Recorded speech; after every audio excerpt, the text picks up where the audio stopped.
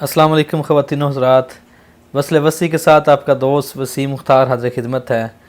وصل وسیع کے اندر آج ہم نے ایک نئے سیکشن کا آغاز کیا ہے جس کا نام ہم نے گوشہ واصف رکھا ہے، جس کے اندر ہم حضرت واصف علی واصف صاحب سے ملاقات کریں گے اور ان سے ان کی تصانیف کے بارے میں پوچھیں گے۔ تو آج سب سے پہلے ان کی کتاب قطرہ قطرہ کلزم اور اس کے اندر جو انہوں نے دیپاچہ لکھا ہے اس کے بارے میں ان سے پوچھا گیا، تو انہوں نے جو بیان کیا سب سے پہلے وہ سنتے ہیں، اس کے بعد پھر انشاءاللہ اس پر تبصرہ ہوگا۔ بسم اللہ الرحمن الرحیم۔ کسی شے کو چھوٹا سمجھنے کے لیے ضروری ہے کہ اسے دور سے دیکھا جائے یا غرور سے دیکھا جائے، وگرنہ اگر اس کو عزت سے دیکھا جائے تو وہی شے اپنے اندر ایک جہاں رکھتی ہے۔ ایک ذرہ بے مایہ اپنے اندر سرمایہ گراں مایہ رکھتا ہے۔ ذرے کا دل چیرا گیا تو کتنے آفتاب لرز گئے۔ اسی طرح قطرے کے اندر وسعت بے کراں ہے۔ وہ اپنے دل ہی دل میں خود کو کلزم ساز سمجھتا ہے، بلکہ کلزم نواز سمجھتا ہے۔ وہ سمجھتا ہے کہ اس کے دم سے کائنات کی زندگی ہے۔ ہر شے کی زندگی پانی سے ہے اور پانی کا اساس قطرہ ہے۔ یہ قطرے کا تصور ہے اپنے بارے میں۔ اسی طرح کلزم خود کو قطروں کا خالق و مالک سمجھتا ہے۔ وہ چاہے تو قطروں کو جدائی کے سفر پر روانہ کر دے اور چاہے تو انہیں وصال کی عطا کے لیے روبرو حاضر کر لے۔ بہرحال یہ قطرے اور کلزم کا کھیل ہے۔ اصل اور اول کون ہے؟ وہ جسے موت نہیں آتی، وہ جسے تبدیلیاں تبدیل نہیں کر سکتی، وہ جسے ہمیشہ ہمیشہ سے قیام ہے اور ہمیشہ ہمیشہ کے لیے ہے، وہ جسے قابو کرنا، بس میں کرنا، اختیار میں لانا، مسخر کرنا ناممکنات میں سے ہے۔ کلزم اپنی تنہائیوں اور مستیوں میں حی القیوم ہے، لیکن قطرہ اپنی تنہا ذات میں بقا حاصل نہیں کر سکتا۔ وہ کلزم کی پناہ میں ہے تو ہے، وگرنہ اس کا ہونا ہی نہیں ہو سکتا۔ کلزم آشنا ہو تو قطرہ مرگ آشنا ہو کر دیا جاتا ہے۔ قطرے کی تنہائی اس کی موت ہے، کلزم سے دوری اس کی فنا ہے۔ کلزم اس کی زندگی کا ماخذ ہے اور ماخذ سے کٹ کر زندگی زندہ نہیں رہ سکتی۔ قطرہ ہزار شبنم بنے، ہزار آنسو بنے، اشک ندامت ہو کے نوکے خار پر رقص کرنے والا قطرہ اپنے منفرد وجود میں موجود نہیں رہ سکتا۔ سورج کی چشم عنایت سے پہلے ہی شبنم فنا ہو چکی ہوتی ہے۔ بہرحال قطرہ اگر وصال بحر میں محروم ہو تو قطرہ ہی نہیں رہ سکتا۔ اس کا وجود جس ذات کی مرہون منت ہے، اس کے دم سے ہی وہ قائم رہ سکتا ہے، نہیں تو نہیں۔ تعجب کی بات تو یہ ہے کہ اگر قطرہ وصال بحر حاصل کر لے تو وہ بھی نہیں رہ سکتا۔ سمندر میں شامل ہو کر قطرہ قطرہ نہیں رہتا، سمندر بن جائے گا۔ ہزار بار بن جائے لیکن قطرہ نہیں رہے گا۔ وہ جو تھا نہ رہا، اب اور کیا بن گیا۔ سمندر نے قطرے کو ہم کنار کیا، آغوش رحمت میں لے لیا، اسے وسعت بے کراں عطا کر دی، اس کا اصل اس پر آشکار کر دیا، اس پر ایسا حال طاری کیا کہ اس کا ماضی اب حال ہی نہیں مستقبل بھی ہو گیا۔ اصل سے جدا ہو کر اصل میں ملنا بڑی بات ہے، لیکن فرات میں قائم رہنے والا قطرہ وصال میں بکھر گیا، منتشر ہو گیا، پھیل گیا، سمندر بن گیا اور یوں اپنی ذات سے فنا ہو کر کسی اور کی ذات میں بقا پا گیا۔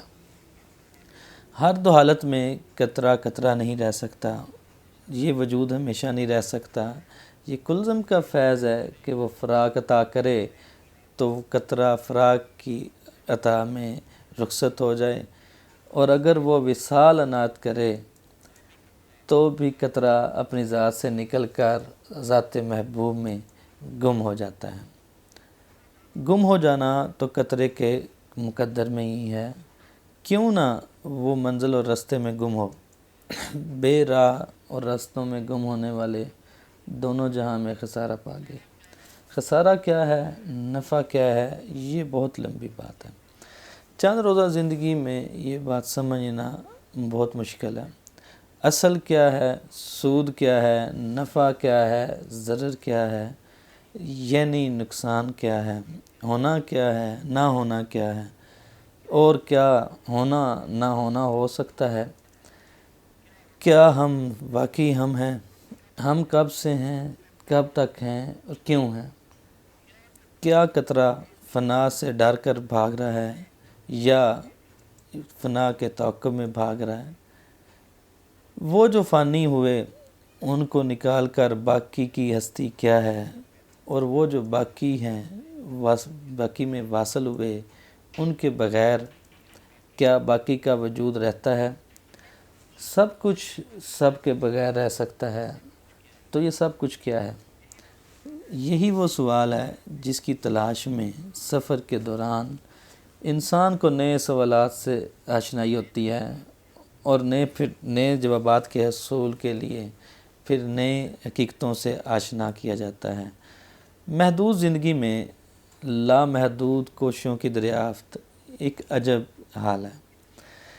اتنی وسیع و ریز، جمیل و عظیم، ظاہری اور باطنی کائنات کے حسین اور راق کا مشاہدہ اور مطالعہ کرنے کے لیے اتنے مختصر ایام۔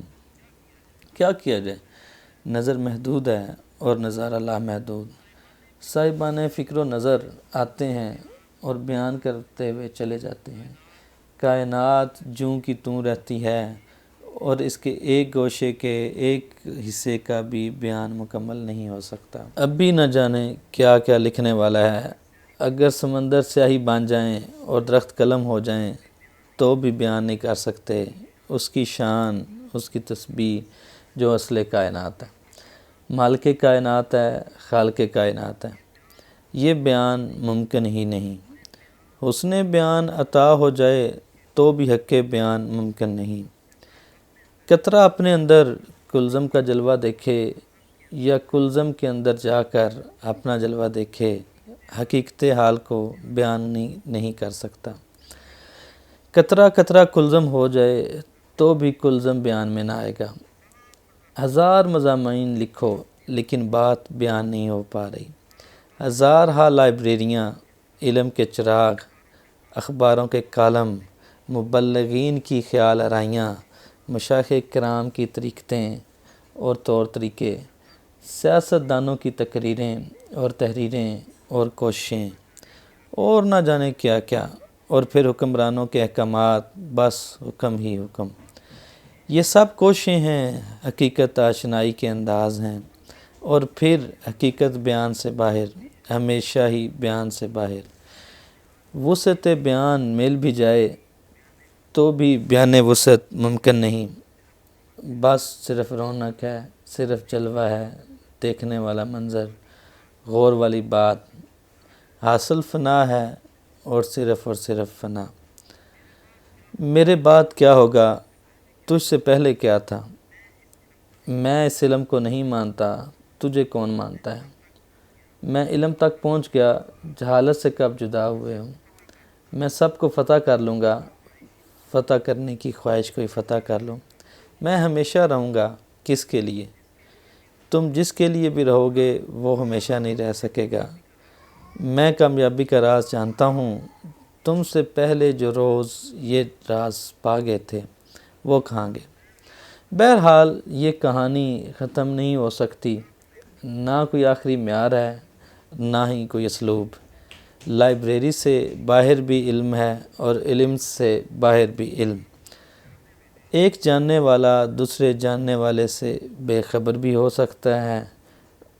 ہم خود کو معیار سمجھتے ہیں اور دوسروں کو ماپتے رہتے ہیں۔ ان کی خوبیاں اور خامیاں دریافت کرتے رہتے ہیں۔ ہم خود دوسروں کی زد میں ہیں، دوسرے اپنا اپنا معیار رکھتے ہیں، کوئی معیار آخری نہیں اور کوئی راز انتہائی نہیں۔ یہ سارا موجود نظر کا ہے، مرہون ہے۔ آج کی کائنات ہی آج ہی کے انسان کی ہے۔ کائنات انسان کی دسترس میں آئے چاہتی ہے اور انسان کائنات کی گرفت میں آ بھی چکا ہے۔ قطرہ کلزم کے روبرو ہی نہیں، دو بدو بھی ہے۔ اور نتیجہ کیا ہوگا سوائے اس بات کے کہ قطرہ قطرہ نہ رہے گا۔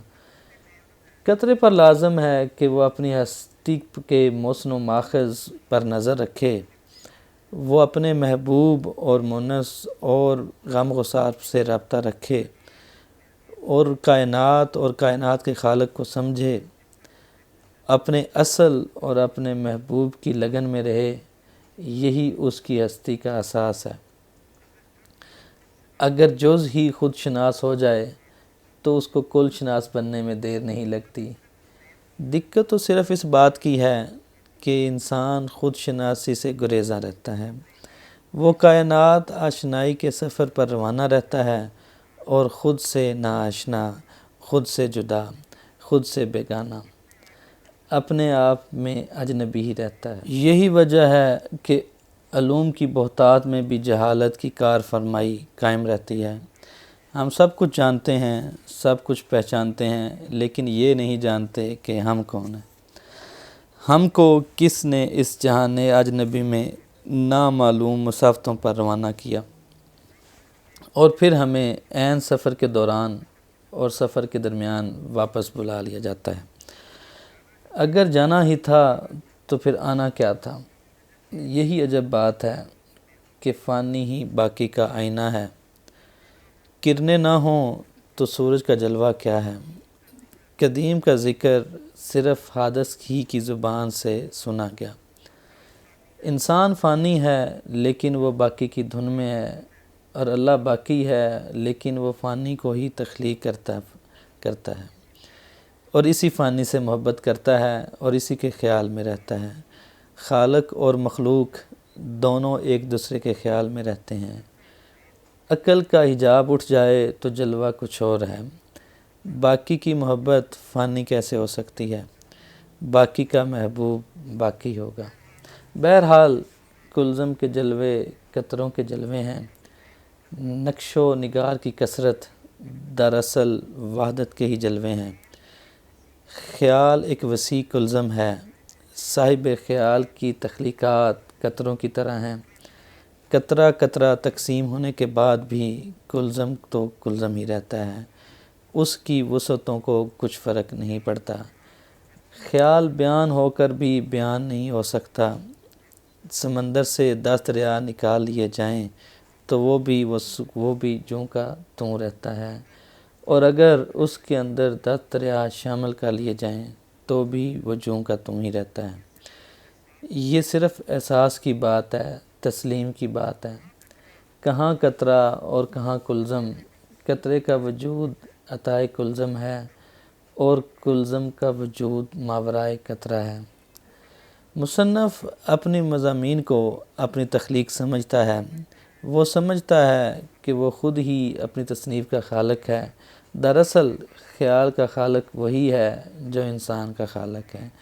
خیال جب چاہے جہاں سے چاہے نمودار ہو جائے، جس زبان سے چاہے بیان ہو جائے، جس قلم سے چاہے رقم ہو جائے۔ اس لیے ان مضامین کو خالق کائنات کا عکس مانتے ہوئے آپ کی خدمت میں پیش کر رہا ہوں۔ وہ چاہے تو صحرا سے چشمے پھوٹنے پڑیں، وہ چاہے تو بنجر صحرا ہو جائیں، وہ چاہے تو تاریکی جگمگانے لگے، وہ چاہے تو انسان کو بیان کی دولت عطا ہو جائے، وہ چاہے تو معصیت مغفرت میں بدل جائے، وہ چاہے تو سرنگوں سرفراز ہو جائیں، وہ چاہے تو یہ کتاب اسی کے نام کر دی جائے۔ قطرہ اپنی ہستی اور اپنی ہستی کی بے مائگی کے علاوہ کلزم کو کیا پیش کر سکتا ہے؟ پس اپنی تخلیق اپنے خالق کے نام۔ جی تو خواتین و حضرات، آپ نے دیپاچہ سنا۔ اس دیپاچے کے اندر حضرت واصف علی واصف صاحب نے تصوف کے بہت گہرے رموز بیان کیے ہیں۔ اب ان میں سے چند کے اس سے ہم پردہ اٹھائیں گے تاکہ عام فہم لوگ بھی ان باتوں کو سمجھ سکیں۔ سب سے پہلی بات جو بڑی خوبصورتی سے انہوں نے ایکسپلین کی کہ کسی چیز کو چھوٹا سمجھنے کے لیے یہ ضروری ہے یا تو اس کو دور سے دیکھا جائے یا غرور سے دیکھا جائے۔ اس کے اندر بہت گہرا راز ہے۔ حضرت واصف صاحب یہ ایکسپلین کرنا چاہتے ہیں کہ کائنات کی کوئی چیز بھی چھوٹی نہیں ہے، کوئی بھی چیز اب صرف اس کو دیکھنے والی آنکھ میسر آ جائے۔ جب انسان کو اس چیز کا ادراک ہو جاتا ہے تو وہ یہ ضرور کہہ اٹھتا ہے کہ واقعی چیز چھوٹی نہیں ہے۔ اسی لیے کسی انسان کو سمجھنے کے لیے یہ ضروری ہے کہ آپ اس کو جانتے ہوں، اس کو قریب سے پرکھتے ہوں۔ تو اگر آپ اس کو چھوٹا سمجھتے ہیں تو ایسی ضرور بات ہے کہ یا تو آپ اس کو دور سے دیکھ رہے ہیں یا غرور سے دیکھ رہے ہیں۔ تو اگر آپ اس کو نزدیک سے دیکھیں گے تو آپ کو اسی کے اندر ہو سکتا ہے اللہ تعالیٰ کی تجلی الہی ضرور نظر آئے۔ تو بڑی خوبصورتی سے انہوں نے اس چیز کو ایکسپلین کیا۔ اس کے علاوہ دیباچے میں بہت خوبصورتی سے انہوں نے تمثیلی انداز کے اندر سمبولزم کو استعمال کرتے ہوئے یہ ایکسپلین کیا ہے کہ کس طرح یہ پوری کائنات ایک ذات واحد سے نکلی ہے، جس کو وحدت الوجود کی تھیری یا نظریہ کہا جاتا ہے۔ اور وحدت کا یہ نظریہ جس میں کلزم سے مراد خدائے واحد کی ذات ہے اور قطرے تمام انسان تمام مخلوق جو اس سے جدا ہوئی ہے۔ اور وہ اتنی خوبصورتی سے ایکسپلین کرتے ہیں کہ قطرے کا وجود اگر ہے تو کلزم کے ساتھ ہے، کلزم کے بغیر نہیں ہے۔ تو قطرہ کلزم، لیکن وہی بات کہ جب انسان یہ جان لیتا ہے، جب اس کو یہ ادراک ہو جاتا ہے، اپنے من میں ڈوب کر پا جا سراغِ زندگی، جب اپنے اندر ڈوب کر یہ جان لیتا ہے کہ میں کیا ہوں، تو اس کو تمام ان چیزوں کا ادراک ہو جاتا ہے۔ اور پھر اگر وہ قطرہ کلزم کے اندر شامل ہو جائے اور پھر اس کو آنکھ میسر آئے تو جب وہ آنکھ اٹھا کے دیکھے گا تو اس کو کلزم ہی نظر آئے گا۔ تو اصل میں چیز وحدت الوجود کی تھیری کو انہوں نے ایکسپلین کیا ہے کہ ہر قطرہ جدا ہے کلزم سے، اور وہ کلزم چاہے تو اس کو فراق دے، جدائی دے، اور چاہے تو وصل نواز دے۔ تو قطرے کی خود اہمیت کوئی بھی نہیں ہے، قطرے کا مقام کچھ بھی نہیں ہے، اور وہ فانی ہونے والی چیز ہے۔ اسی طرح اگر آپ دیکھتے ہیں تو بڑی خوبصورتی سے خود شناسی کے بارے میں انہوں نے ایک بات بتائی، اور وہ کہتے ہیں کہ اگر جز ہی خود شناس ہو جائے تو اسے کل شناس بننے میں دیر نہیں لگتی۔ کیا خوبصورتی سے انہوں نے بات بتائی ہے کہ جس نے خود کو پہچان لیا اس نے مجھے پہچان لیا، یعنی کہ جس نے خود کو پہچان لیا اس نے رب کو پہچان لیا۔ اس سے نظر آتا ہے کہ اگر جز قطرہ اپنی پہچان کر لے تو اس کے اندر بھی وہی ایلیمنٹ ہوتے ہیں جو کل والے ہوتے ہیں۔ تو جب پھر وہ دیکھتا ہے اندر تو ہے باہر تو ہر چیز پہ پھر روم وچ تو، ہر چیز پہ وہ سمایا ہوا نظر آتا ہے، اور پھر اسی کی ذکر، اسی کی تعریف کرنا وہ شروع کر دیتا ہے۔ اس کے علاوہ خواتین و حضرات، دیپاچے کے اندر واصف علی واصف صاحب بڑی خوبصورتی سے باقی اور فانی کا ذکر کرتے ہوئے کہتے ہیں کہ عجب بات ہے کہ فانی ہی باقی کا آئینہ ہے۔ باقی سے مراد خدائے واحد کی ذات ہے، اور اللہ تعالیٰ کا ذکر ہمیشہ فانی مخلوق کے ذریعے ہوا، اور فانی ہمیشہ اس خدا کی ذات میں کے ذکر میں رہتا ہے۔ اور اس کی مثال سمجھاتے ہوئے کہتے ہیں کہ کرنیں نہ ہوں تو سورج کا جلوہ کیا ہے، یعنی کہ سورج ہے تو اس کی کرنیں ہیں۔ اسی طرح بقا اور فانی دونوں چیزیں موجود ہیں، اور اسی چیز کو وہ ایکسپلین کرتے ہیں اور کہتے ہیں کہ ہمیشہ حادث کے زبان سے ذکر ہوا ہے قدیم کا، اور قدیم ذات اور ہمیشہ رہنے والی ذات اللہ تعالیٰ کی ہے۔ اور اس کے علاوہ انہوں نے بڑی خوبصورتی سے یہ بات بھی ایکسپلین کی کہ جو بندہ بقا کے ساتھ، باقی کے ساتھ محبت کرتا ہے وہ باقی ہو جاتا ہے۔ رانجھا رانجھا کر دینی میں آپ پہ رانجھا ہوئی، جو اس ذات کے ساتھ اتنی محبت رکھتی ہے کہ اس ذات میں گم ہو جائے تو پھر وہ کبھی بھی فانی چیز نہیں ہو سکتی۔ باقی کی محبت وہ کہتے ہیں باقی پیدا کرتی ہے، اور فانی کی محبت فنا پیدا کرتی ہے۔ اور باقی کیا ہے؟ خدا کی ذات، اور جس نے خدا کو راضی کیا ہوا ہوگا، خدا کو منایا ہوگا، اس کی محبت کبھی بھی ختم نہیں ہو سکتی۔ وہ کہتا ہے کہ تو میرا ذکر کر، میں تمہارا ذکر کرتا ہوں، اور وہ ذات پھر اس کا ذکر کروا دیتی ہے۔ تو اس کے علاوہ کہتے ہیں کہ باقی کی محبت فانی کیسے ہو سکتی ہے؟ باقی کا محبوب باقی ہی ہوگا۔ جس نے باقی کو اپنا محبوب بنا لیا، جس نے اللہ کو اپنا محبوب بنا لیا، تو وہ ہمیشہ رہے گا اور ہمیشہ ہی اس ذات کے ساتھ منسوب رہے گا۔ اس کے علاوہ واصف صاحب کہتے ہیں کہ جس طرح ایک بندہ تصنیف لکھتا ہے اور اس کو کہتا ہے کہ یہ میں نے لکھی، لیکن تصنیف لکھنے والا اور لکھوانے والی ذات اللہ تعالیٰ کی ہے، جس طرح وہ انسان کی تخلیق کرتا ہے اور خدا اس کے خیال کی بھی تخلیق کرتا ہے۔ تو واصف صاحب نے یہ بات کہہ کے قطرہ قطرہ کلزم اپنی کتاب اس ذات کے ساتھ منسوب کی جس کے لیے تمام تعریفیں ہیں۔ تو خواتینو حضرات، آج ہم اپنے پروگرام کو یہاں تک ہی رکھتے ہیں، بشرط زندگی انشاءاللہ کسی اور سیگمنٹ میں کہیں اور ملاقات ہوگی۔ تب کے لیے وسیم مختار کو اجازت دیجیے، انشاءاللہ پھر ملاقات ہوگی۔ والسلام۔